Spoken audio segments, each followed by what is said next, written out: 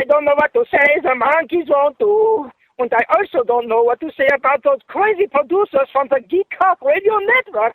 They're driving me crazy. Ugh.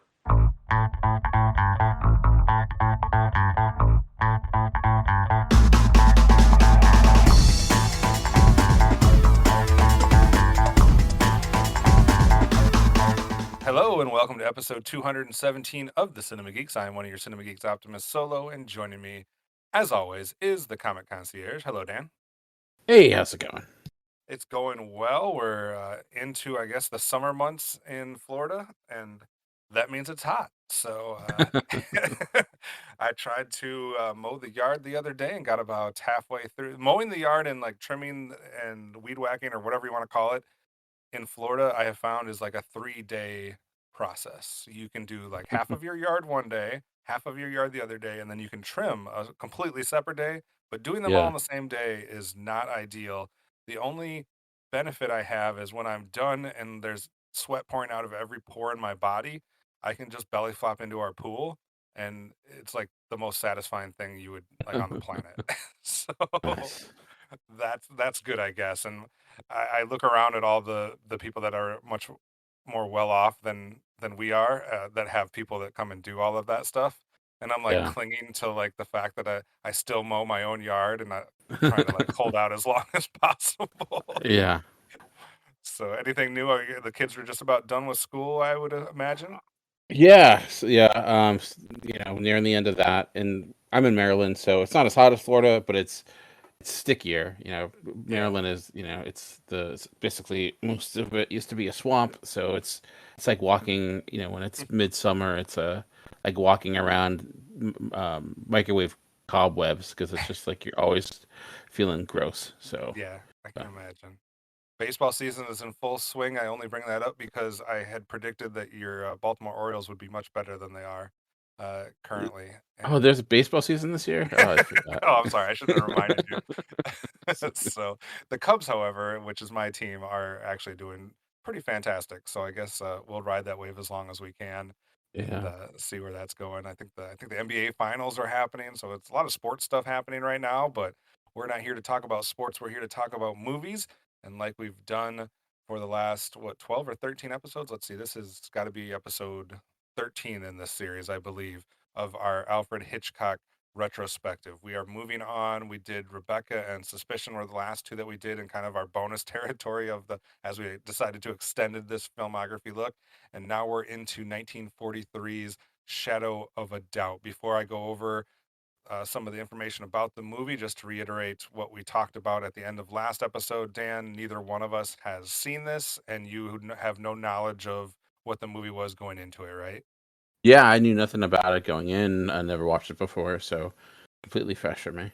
All right, so this is a American psychological thriller film noir. If you want to believe the all the descriptives that Wikipedia gives it, I should definitely find a different source that like narrows that down because I feel like sometimes they just like throw as many genres and subgenres at the Yeah. title as possible. But this is obviously directed by Alfred Hitchcock, starring Teresa Wright and Joseph Cotten, among some other folks. This came out, like I said, 1943, and this is about a small town. I guess you would call it a small town outside of New Jersey. No, they started in New Jersey. They end up in Santa Rosa, California. And this movie is kind of depicting that town of Santa Rosa, and definitely a more of a Andy Griffith style town, a small town situation where they're going to look at that a little bit. And we're going to follow the tale of two Charlies. We have a Uncle Charlie, who's obviously an older, not older, but like a middle-aged gentleman. And then we have a younger female Charlie, who is his niece, to try to make that as confusing as possible as we talk through this, and probably use the word Charlie as many times as they did in the movie, which I think was like 171 I saw somewhere. So this was released in January of 1943. It had a 108-minute runtime. The reason this one made it into our bonus coverage was a couple different reasons. Number one, this is one of those rare films that actually has a 100% on Rotten Tomatoes. So that was interesting or intriguing, I guess, as far as that goes. And then it also had one Academy Award nomination, and it showed up on almost all the different lists I looked at. It was ranked number 9 by Independent, ranker Den of Geek, number 8 by IndieWire, number 5 by Taste of Cinema, and number 11 on the Screen Rant list. And also, this was said to be Alfred Hitchcock's favorite film. So we thought, if it's his favorite film, if it's 100% in Rotten Tomatoes, if everything that is written about this film seems like it's positive, we should probably take a look at Shadow of a Doubt. So with all of that lofty expectation and kind of rhetoric around this film, Dan, what was your take? And I cannot wait to get into this because I think this is going to be the one. But what was your take on Shadow of a Doubt? Shadow. It's interesting watching this after Suspicion because there's a lot of similarities with these two films. Obviously, Suspicion. The big difference is with that we don't know the answer. It's all about this fear of guilt, this fear of understanding, like what is this person doing? Are there sinister actions, and seeing those be discovered? Because like that's where the suspense is coming from. Here it's the opposite, where we know more than most of the characters. We know this guy is guilty. We know he is certainly running from doing some awful things, and of course now he is within this family that seems like it is like the picture perfect type of household. Like you mentioned, Andy Griffith's a good comparison.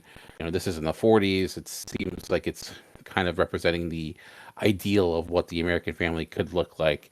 But underneath, you have this ugly underbelly that is potentially going to rise up and destroy it from within, which is interesting considering this is coming out in 1943, during the I don't know, say height of World War II, but certainly that's in the background. We see it a little bit throughout. And I didn't know all the praise of this going into it. Like I know like some of it. Like I knew like obviously it's Hitchcock film. It's obviously praised, but I wasn't sure where it felt on the pantheon of movies. And I think there's a lot I really like about this, but I don't like you mentioned it being his favorite film. Some people rank it near the top. I felt like I didn't have as much suspense with this compared to that of what we just went through with Suspicion. And I was trying to figure out like why that is exactly. Like I see so much praise for this film as after I watched it to see like there's a lot of admiration here, and especially for the actors and like how well it's put together. And I think there's certainly like I do like the juxtaposition of like this idyllic household and seeing that kind of crumble because it's kind of a facade, and see that going through. But I think it also has similar issues to like the what we had with Rope, where you had like just a lot of like depraved characters that were hard to invest in.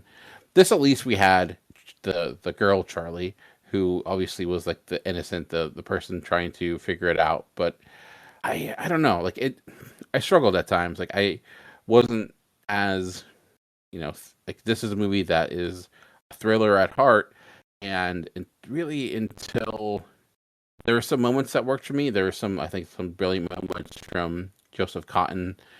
Like there's a moment where he talks about kind of his hatred of women, which I thought was like rather chilling, and like it's like wow, he must go on 4chan message boards because it seems very similar to that. Right. But as an overall, like clearly a well-made film, but if I'm comparing it to what we say before, I don't like it's not my favorite Hitchcock film. I didn't walk away from it as with this admiration I had for some of the other films we've done so far. So I guess I'm a little bit more in the middle with it compared to some of the other films we've reviewed. Dan, how long do you think? Do you have any clue of like the first year that we reviewed a movie together? Oh man, I I think want to it's say gotta. 2011, 2010. So it's. I mean, we have to be getting close to 15 years. Like, yes, there's been breaks and there's been years where we've covered more films than not, and maybe some years that we didn't cover any films. But I feel like we've been reviewing films or talking about films for a long time, and you have a. I feel like you definitely have a good sense of the types of films I go for and things of that nature. Um, and I have a little bit of obviously a sense of what you like and stuff like that. And when you're going through an older filmography like Alfred Hitchcock filmography, that's we're going from the 1930s into the mostly the 40s, 50s, and 60s. It's a little bit different because it's not something modern, and it's not something that relates to like some of the stuff that you're covering when you're trying to cover all new films like we did for many years.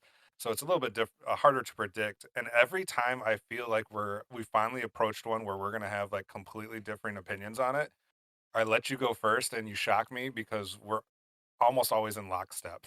Like there's some films that you've clearly liked a little, like a different, maybe a little bit better, or some films that you've not liked quite as much. But I feel like it's just like degrees at that point. It's not like you loved a film and I hated a film type thing.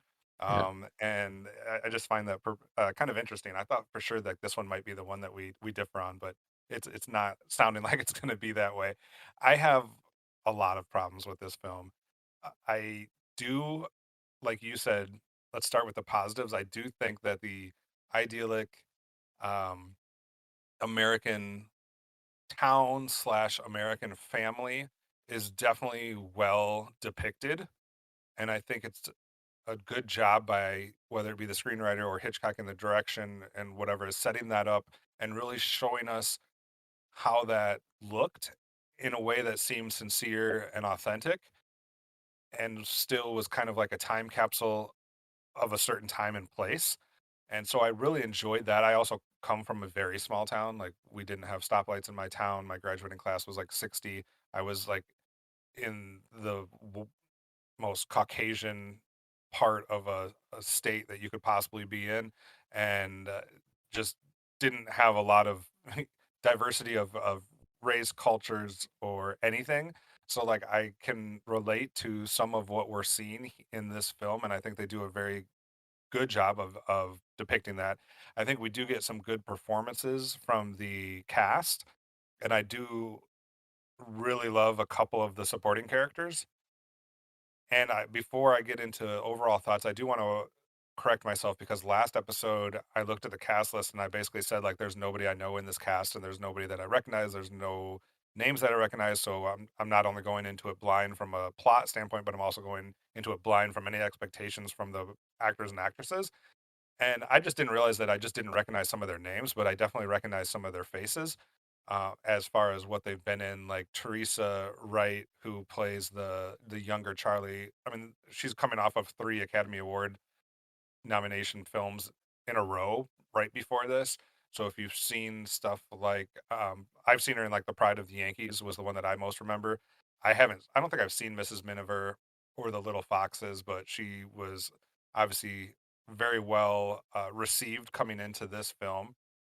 Joseph Cotton, who was a little bit more known by the time this film came out, was uh, clearly in Citizen Kane. So I feel bad that I didn't recognize that from the get go.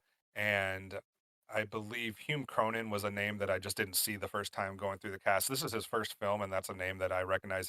He did a lot of stuff in TV and films afterwards. So there's definitely and the angel from um, what's the Christmas movie that has the guardian angel? Wonderful Oh, Life. yes, It's a Wonderful Life. The dad is the guardian angel from A Wonderful Life. I'm pretty sure. So, so there was some people that have definitely done some stuff. This isn't like I didn't want to come across as I was saying like it's a bunch of nobodies or people that nobody knows. Like I was just ignorant to the names on the list. So I did want to point that out. But overall, I think you nailed it on the head when, and I don't know if it was just like unfortunate that in a way that we watched this right after Suspicion, because I definitely do, just like you, see a lot of the parallels between these two films, and it's tough coming off of that one to see this one where I feel like a lot of the things were done better in Suspicion. And I know some of that is just how it's set up, like you said, in Suspicion, we're not sure, right? Like we're walking the line of not knowing if Cary Grant's just coming across as somewhat despicable or if he actually is despicable. And if he is, like, what level is it? Is it just kind of like some juvenile or like meathead frat boy type despicable, or is he an actual murderer? Right. Like, so we're balancing that line a lot with Suspicion. And I feel like this one, I feel like it wanted to do that, but it didn't because I don't know if it was intentional or not. Like Rope is different. Rope, we see the murder, right? Or we see the act right at the beginning. Like there's no doubt we know. And I'm not sure if this one was trying to do the same thing where we know, like you said, more than the characters, and we know for sure whether he's guilty or innocent right from the beginning, or if it was trying to do what Suspicion did and then just did a poor job of it. I'm kind of wrestling with myself a little bit about that because part of me was kind of coming out of this one and saying, Joseph Cotton, as well as he performed in this and whatnot, is not Cary Grant. And what I mean by that is like Cary Grant, because of his charisma and presence and whatnot, I feel like was able to pull off the fact that you're like in 1 second you're despising him, but in the next second you're believing that somebody could fall for him, and you're kind of going back and forth because of who he is as that actor and through his performance. I think he's balancing that line in a different way. And in this one, and it's written that way, I'm sure, and directed that way, but Joseph Cotton is there's no doubt when he's bad and to what level that he's bad.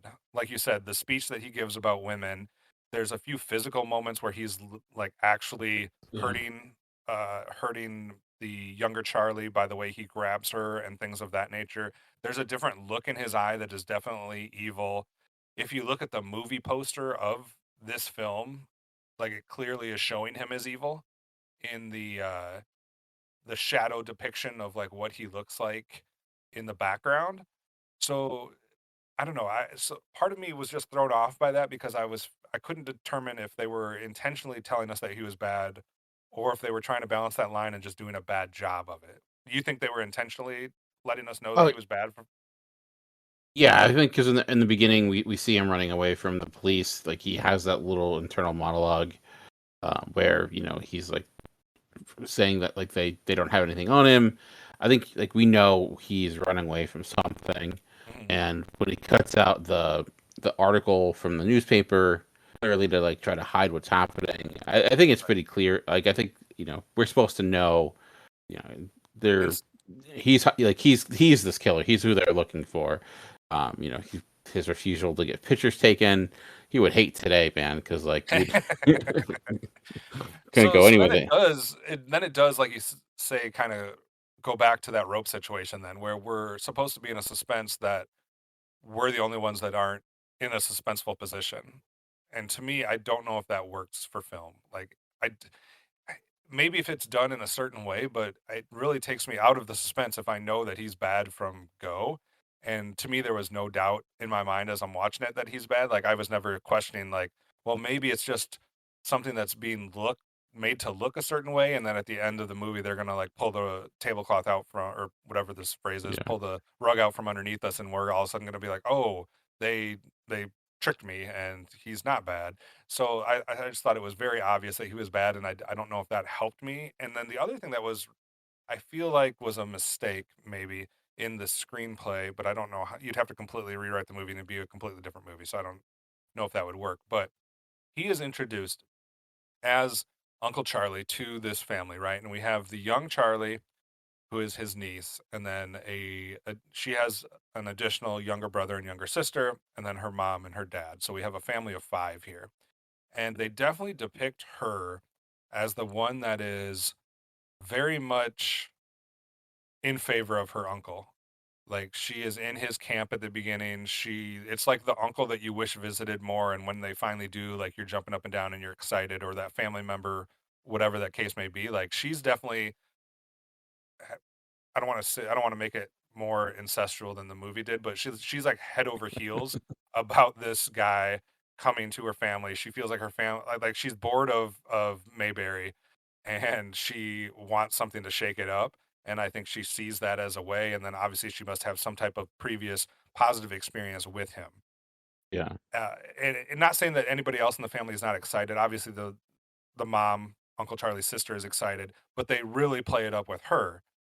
And then I feel like because of that, it's almost a mistake that she's the one that knows he's bad first and throughout a majority of at least the second half of the film, because I feel like it would be much more effective if the family is the one that is seeing the little seeds of something, or her younger siblings or the detectives or somebody, and that's trying to convince her, and she can't see it because she's, so enamored with this relative, and that it takes like some type of dramatic event towards the end that finally gets her to see the light or something of that nature. And instead they do the flip, and she's the one that knows that he's bad, so it kind of deflates all of that excitement, and it's more about whether she's going to tell the family and things of that nature. So that like part of it for me felt like it was a miss.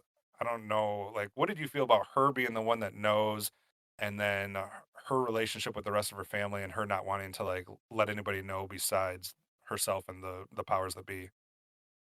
I thought it worked because to me, like the reason why it works is because she there's a she has the innocence to her, right? Where it's like she has this admiration, and also there's also the fear becomes she if she does discover this, what happens next? Like like you mentioned, like there's no suspense because he's bad, but I guess to me the question was, well, what is his level of depravity? Like, how far will he go to protect himself? Like, will he hurt her?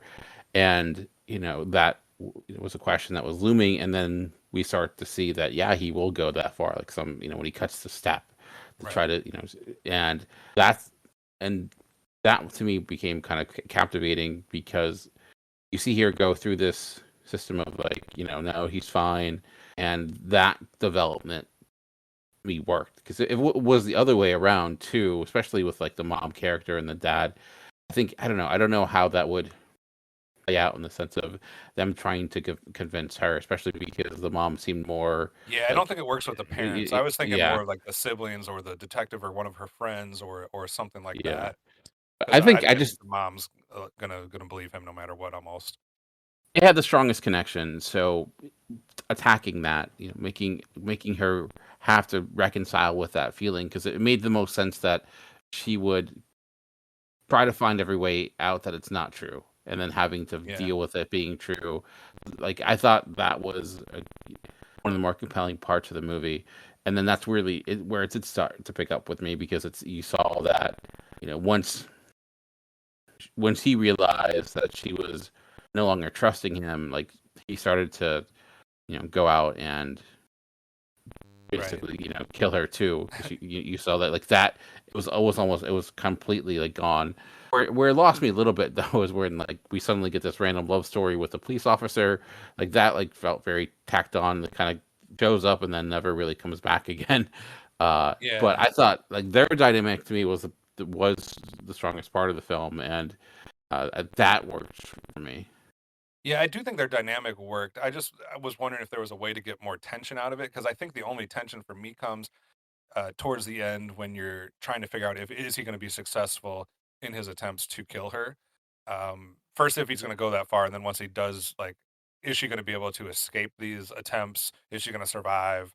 Is he going to get Yeah, caught? Like that's where the tension comes in. Like maybe that last quarter or last third, which I do think is somewhat effective in the way they do that. It does beg the question though, because from like a plot standpoint, like going into a third act, you typically have like your main character that has to make a decision on something. Like they have to make some sort of decision. And obviously her yeah, decision is whether she tells her family or tells the police or tells, everybody else what she has already figured out. And I feel like it approaches that question like 3 or 4 times. And every single time she's pretty adamant that she's not going to tell anybody. yeah, And she tells him that at least on 3 different occasions. And it becomes questionable why he doesn't just leave. Like, I feel like at one point she's, he's tried it multiple times. She's very sincere that she doesn't want her mom to be, broken by this. She's not going to tell anybody. And he has an opportunity to leave and just get away with it and continue his run. And he decides, I guess that's kind of going into the psychoticness of his character, because we're definitely supposed to think he's a a psycho, a madman yeah, that's been afflicted from a young age, et cetera. So I guess that goes into like he has to have some type of power reason to continue on and stay there versus leaving. But just to go back to your detective situation, I thought that was a problematic scene as well, because we have like this montage of her and the detective going out and enjoying a night or an evening together, even though we're set up to believe that he's mainly trying to get information out, but it clearly Yeah. becomes more than that. And then, like, without any sequence to set it up whatsoever, it just cuts to her accusing him of being a detective with like no reason for that. Like it doesn't show any like breadcrumb to that. It doesn't like set that up at all, like to where she would think that. But she completely comes to that conclusion out of nowhere, out of this montage, and then it's like, oh, well, you're a detective, and now I'm angry at you, and things of that. Like there was some weird dynamics between her and the detective, which I forget the character's name, but I'm definitely with you on that. What did you think about the Uncle Charlie not leaving? It's interesting. I did wonder about that. And I think part of it, like you said, was that element where I think he liked that conflict. Like it does seem like it's something this was a challenge for him, and that's something he saw. Plus, I think he likes this opportunity that he was in because he knew that there were some widows nearby that he can take advantage of, and I think he felt kind of safe and protected because he can have this, this idea of a family man or being a part of this family. So I think that might be why. Like I don't know. I think it's a valid point saying like it seems like when he gets to the point where she knows she's talking to detectives, logically you'd want to step away, but perhaps he also thought if he did go away, then he'd become a bigger suspect. And then we get that little bit where they supposedly catch somebody, so it's like okay, no Right. longer maybe that's at least they at least did some recognition of it, saying okay, we need something here.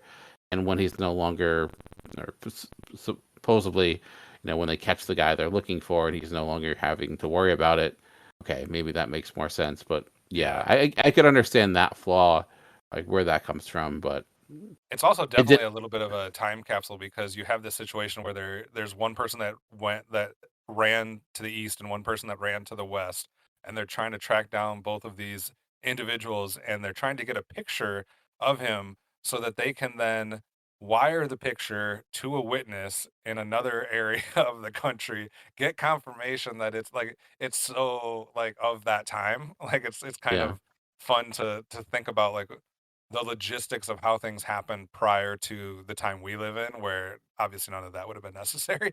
So yeah, it's definitely interesting. It's also interesting that the detectives, like their whole game is to follow him all the way to Santa Rosa, California.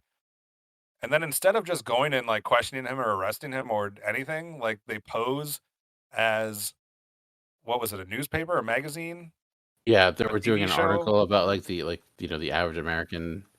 Yeah, Yeah, so they're gonna like get in the house and take pictures, and then like mysteriously or slickly take a picture of him. And like I have never seen detectives act like the two detectives in this story do, but I guess that's what the plot needs. yeah. I mean, they were creative, I guess. They got the job done. They got the picture, and then he had the little sleight of hand with the film. Which was well So done, I guess. Yeah, I yeah, do have a couple other things. I know this is like completely nitpicky, but there's a sequence when he gets to this house. I don't know if it's the first night that they're the first dinner or the first night that they're together. I can't quite remember. But one of the first times that he's with his, reacquainted with his family, and we have like what you mentioned, the newspaper, which is on the table, Dad's newspaper, right? And there's an article about this killer, and Uncle Charlie loses his mind, right? And he has to do whatever he can to get this newspaper hidden. So he like tears at it, creates what did he create? A house or a farm or a yeah, barn or something out of it for the kids, which was interesting. I was there for that. I was trying to see what he was going to create. But to me, that whole thing makes zero sense because there is no picture of him in this newspaper because nobody has taken a picture. That's why the detectives are here to try to get a picture of him. So there's nothing in this news article that's going to implicate him to anybody. Like nobody in that family is going to read that article and then look at Uncle Charlie and be like, "Hey, there's a killer." Like, like he was freaking out for absolutely no reason, which was somewhat problematic to me because it's a big part of this plot. Like they follow this newspaper for scenes. Like there's 2 or 3 scenes that include this newspaper. She goes in to try to find it. She has to go to the library to see what was on it. Like it's a big deal, and it made no sense for him to draw attention to that newspaper whatsoever. He was not a very slick psychotic killer. I will say I think that it's much. just. I think that is part of it, like the guilt or the fear, though, right? It's Yeah, where taken over. he he's worried what it could lead to because there is indication of like that person's on the run. He suddenly shows up and he starts putting all these things in his head, Right. and I think, and even in like in that opening scene, you could see like he clearly was paranoid and in the sense of people were after him because they were actually after him because he murdered people. But I think that I agree, like logically it doesn't make sense, but I think for that character it His does. mindset. Yeah, because it as we in it one it cues us into where he is as a person. Like he is super protective of everything. Like he is overprotective, Yeah. to the point of where it makes it kind of to his detriment. So I think it was consistent with the character, even if it wasn't logical. Yeah, he definitely wasn't like he wasn't the slick killer. We'll say that. No, Like he does a he, number of things that the slick killer would not do. Like he gives her a ring that has the murder victim's initials on it. And I yeah, love how they set it up. They're like, what did he say? That there's like a faint inscription or engraving or something. And then they show the ring and there's nothing faint about this yeah, inscription. I know they have to do that because it's the camera and we need to see what it says. But I was like, my dude, like I yeah, think you should have taken a second look at this ring before you gave it. So yeah. he freaks out about the paper. He gives someone a ring with the initials of the murder victim. He's not a slick killer. We'll say that much. No. He's a downright narcissist in the sense of like he does all these things and he wants to in a way kind of brag about it, but like he wants to show it in the way he like when he goes into the bank and he's open with like how much money he's putting in. Like he Yes. in a way like he certainly like you said he's not slick, but he to me he is he's a stereotypical narcissist where he's Yeah. wants everyone to see him in a certain light, which I think kind of gets into like why he hates these widows because again in his eyes they are where they are because of who they married and they don't deserve it, and he feels that he does, and that's kind of his. I think Yeah. there was a bit of like in a sense of I think there is some subtlety there compared to something like Rope, not to like bashing on a movie, um, but where there wasn't that was kind of lacking for those characters. Here, I thought I don't know. I did like his character more as it went through because I agree as like, some of those decisions early on seemed a little bit questionable, but as we learned more about him, I thought it all kind of made Yeah. sense and understanding of like where he is and just kind of the odd fellow he turned out to be. And I think they do a good job. I appreciate that they do give the backstory of him having the injury as a Yeah, child on his, I think it was a bike injury or something like that. And obviously, this story, if you do the research and look at the trivia, like this is based on a real life murderer, and that person similarly had an injury in his youth. And I guess the only thing that is somewhat questionable about that backstory, I do like it because it shows him more as a psychotic individual or a narcissist or different things like that. He's clearly got something wrong from a mental standpoint. This isn't just someone mhm. who's trying to get away with murder because whatever, like the guy in Rope, for example.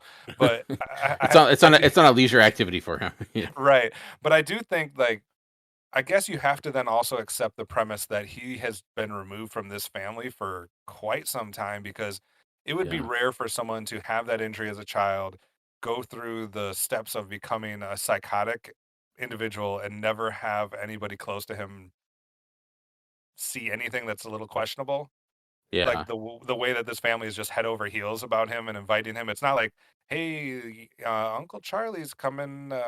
If he says anything funny, just ignore it or something. Like there's nothing like that. It's like this guy is like the best family member in the history of family members, and so I yeah. don't know. He must have hit it really well for the rest of his life prior to this. But it's not fair to critique the movie on that because we don't get to see what happens, prior to this event. Plus, So I get that. plus the family is a bit weird themselves. I do like That's you true. got the father and the other character that love like discussing murdering each other openly all the time. So Which, by the way, uh, were my two favorite characters in the film. yeah, I really thought that was gonna come into play more. Like I was waiting for those mushrooms to show up someplace, Or them to but solve something or see something. I yeah, guess he does help a little bit, the neighbor does, but I yeah, just thought the dialogue they give those two is yeah, hilarious, and what they're kind of going back and forth and trying to one up each other. The only thing yeah, that was uh, really disturbing to me was how the neighbor would just show up. Like there was just yes, not a knock, there was no doorbell. Dude was just in the house with you. Like you just yeah. had to turn the corner and be like, "Oh, there's dude." I don't know what his name was. Neighbor. Did he have a name? What was his name? Oh, Um, Herbie. Herbie. Herbie. Yeah, Yeah, neighbor he Herbie was just like showing up. he was like the bad sitcom neighbor, but not in a movie. Like that Right. trope, like the Urkel or the what's the character's name in Full House that it was always Oh, I there. know who you're And talking about. Kimmy? Kimmy, yeah, it Yeah. was he was that character, but I guess I don't know if you would say he's annoying, but he certainly was an He odd was duck. to me he was more like the guy from Home Improvement that was on the other side of the fence, but instead of Uh, being on the other side of the fence, he's in your house with you, like without any knowledge of how he got there. He's trying just to there. come up with ways to murder you. So that's Right. so yeah. I wanted to get your take on a couple other characters because we do obviously have the family, which we just talked about. We have the neighbor, Herbie, which we just talked about. Obviously, the detective, which we've mentioned. We haven't spent a lot of time on the two siblings and then her classmates slash friends. And I kept waiting for something to tie in those characters more into the story. So we have her sister and her brother. Her brother likes numbers and counting and doing all that kind of stuff. And her sister likes reading and comes across as, fairly intelligent, that type of thing.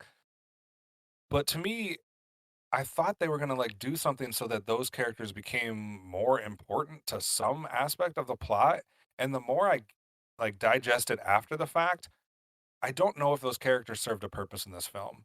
Like I feel like outside of adding to the family dynamic and like the idyllic life that we're portraying here, you could take the brother and the sister out of this film and it has no consequence on the film.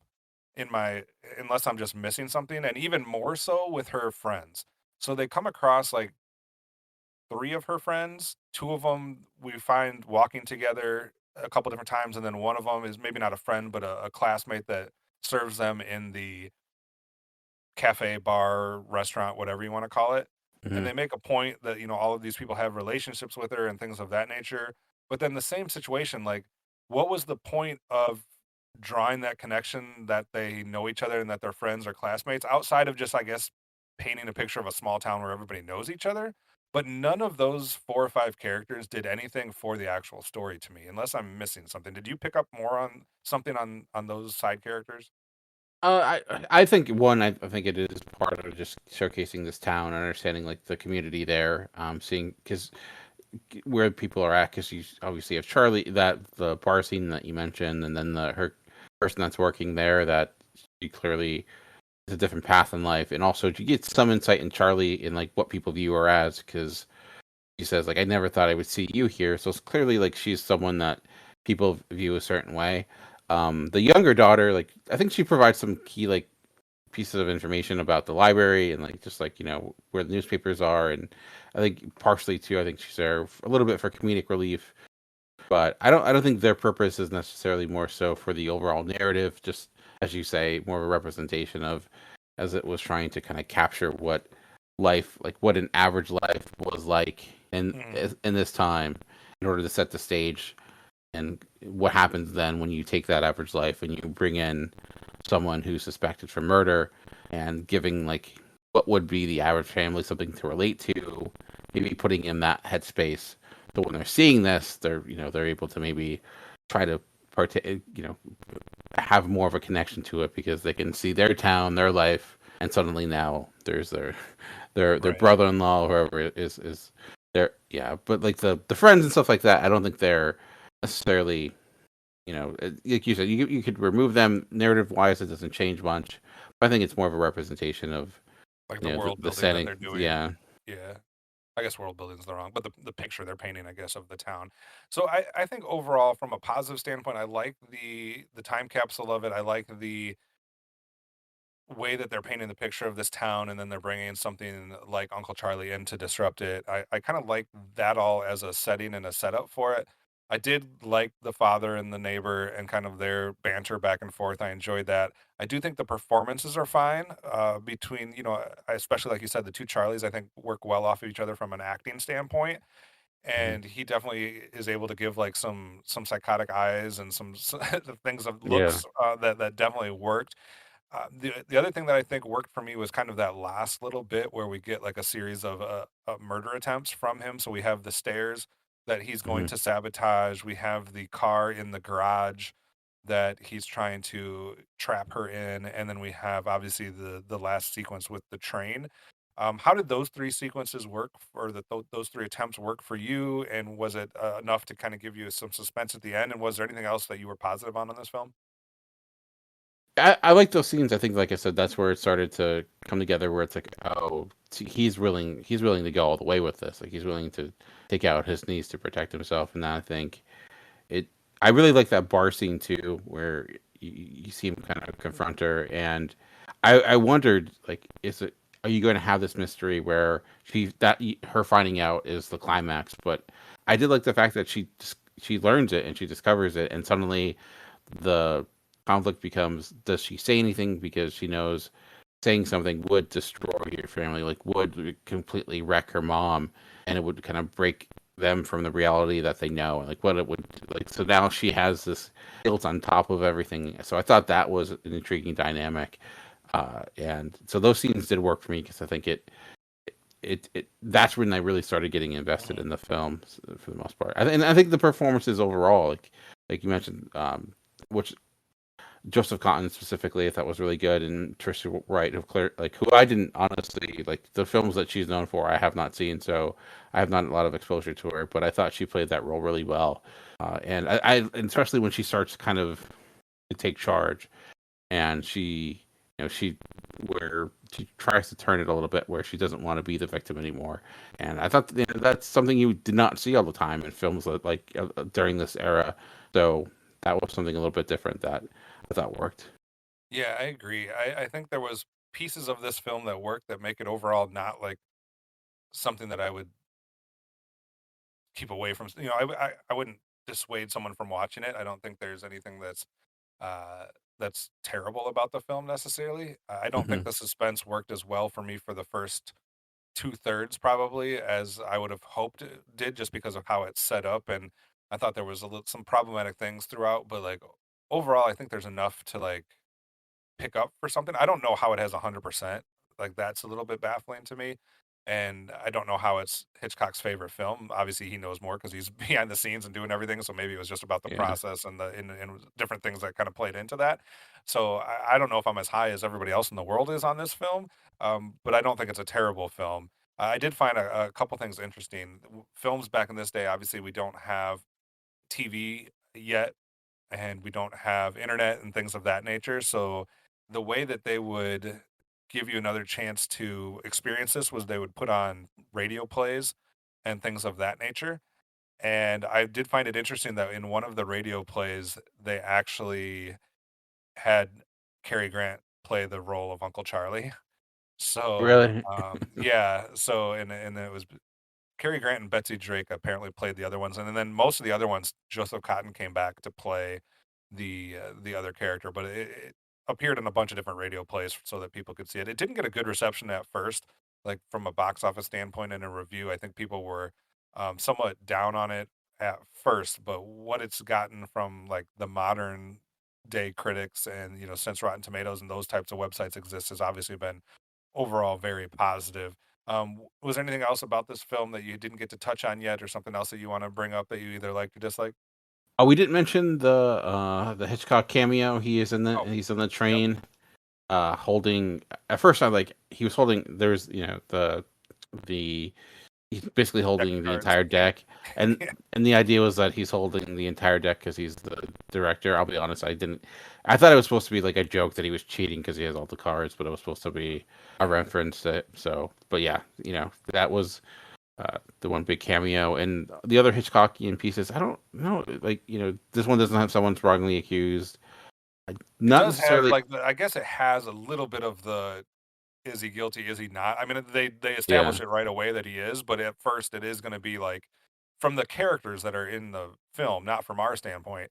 They don't know that he's guilty, so I guess that still exists in some way, shape, or form in this one. yeah, that's true. So And then I guess you have a mom. It's not the main character, like the main male's mom, but there is a mom involved in like what her reaction's going to be to all of this. It's I don't think it's uh, at all what we've seen from other depictions of moms throughout Hitchcock's film. This is a much different. Uh, there's not anything abnormal about the relationship in this one. I don't think with the mom and any of the characters, just playing a pretty straightforward, standard. Yeah. You know what I mean, like a small town mom. So I don't get anything from that. Did you pick up any other Hitchcockian aspects? No, that's pretty much it. Which is interesting because you mentioned it being his favorite film, but a lot of his like key, trademarks aren't here. Maybe that's why. I don't know, but yeah, that's all I found.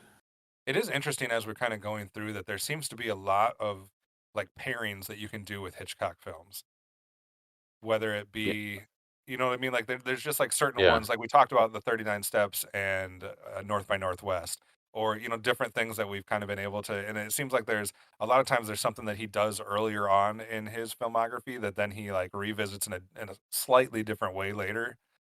With maybe more success. So it's kind of interesting Hmm. how he kind of goes back and revisits certain tropes or certain things that he's tried and then just kind of does it a little different, or whether he's trying to improve on it or something. But I think it would be interesting once you've seen them all, like how many you can kind of pair up or match up as like, well, this is the early version of this movie later on. So Yeah. I find that somewhat interesting. Alrighty. All right, so that is 1943's Shadow of a Doubt. Middling review, I guess, but not terrible. Not probably going to end up on either one of our top film of the Hitchcock filmography. I think that's safe to say for the most part. So next up is going to be 1944's Lifeboat, which is a limited setting film that Dan, I believe this one you have seen before. I have seen it was about 10 years ago, so I don't remember much of it, but yeah, I have seen this one before. So you're going to come in with at least a little bit of knowledge, or maybe some things will refresh your memory as you start watching. I have not seen Lifeboat or know anything about it outside of what you've talked about throughout our filmography episode. So it'll be interesting to get into Lifeboat from 1944 and see how that kind of compares to what else we have talked about. Dan, if people want to get in contact with you or figure out other stuff that you're doing on social media, how would they do that? Just search Comic Concierge and all the different social media platforms. You'll be able to find me there. All right, you can search me out at Optimus Solo, or you can search the show out at the Cinema Geeks podcast, or we have a X page, and that's about it for the social media for the show. But you can definitely get in contact with us there, or you can check out all the other things Geekcast Radio related on the Geekcast Radio network, as far as all the other content, podcast articles, and videos that they put out on that website. So that does it for this episode. Tune in next time for another chance to listen to more of the Cinema Geeks.